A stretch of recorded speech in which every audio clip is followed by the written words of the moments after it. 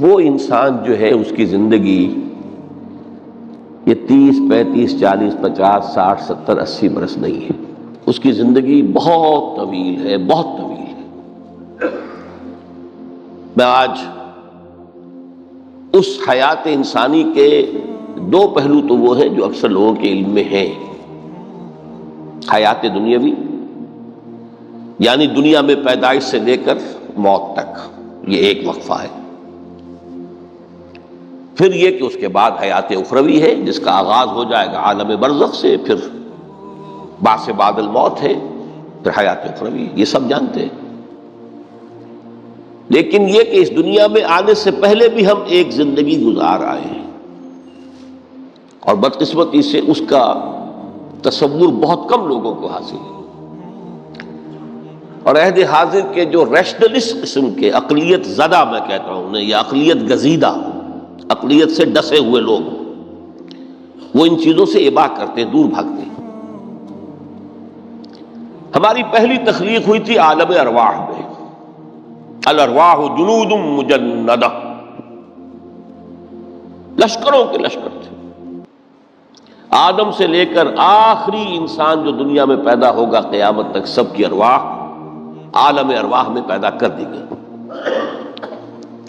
وہاں عہد لیا گیا، الست بربکم قالوا بلا، کیا میں تمہارا رب نہیں ہوں، مالک نہیں ہوں؟ ہم سب نے عہد کیا تھا، کیوں نہیں؟ شہید نا، ہم گواہ۔ یہ عہد الست، اور ظاہر بات ہے کہ عہد جو ہوتا ہے جب تک انسان کو اپنی ذات کا شعور نہ ہو، خود شعوری نہ ہو۔ آپ دنیا میں معاہدہ کرتے ہیں تو کہتے ہیں کہ بقائمی ہوش و حواس میں یہ عہد کر رہا ہوں، معاہدہ کر رہا ہوں، تو ظاہر بات ہے کہ اس وقت ہم تھے اور ہوش و حواس کے ساتھ تھے، خود شعوری کے ساتھ تھے، لیکن صرف ارواح تھی، جسد نہیں تھے۔ اور یہی ہے وہ مقام جس کے بارے میں حضور نے سے جب پوچھا گیا کہ متى وجبت لک النبوۃ یا رسول اللہ، اللہ کے رسول آپ کو نبوت کب ملی؟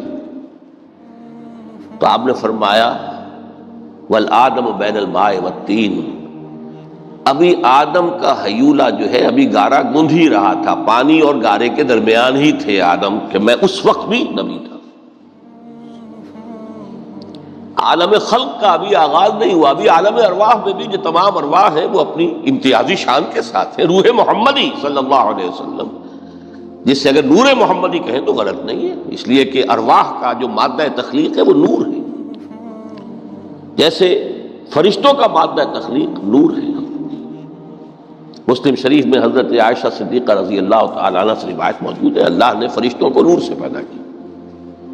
روح، فرشتے روح ہیں، ارواح ہیں، روح القدس، روح الامین، اور ارواح انسانیہ بھی روح ہے، یہ سب ان کا مادہ تخلیق نور ہے۔ اس وقت ہم پیدا کیے گئے، صرف ارواح کی شکل میں ہم سے عہد لیا گیا اور پھر سلا دیا گیا۔ یہ پہلی موت تھی جو ہم پر وارد ہوئی ہے اس دنیا میں آنے سے پہلے،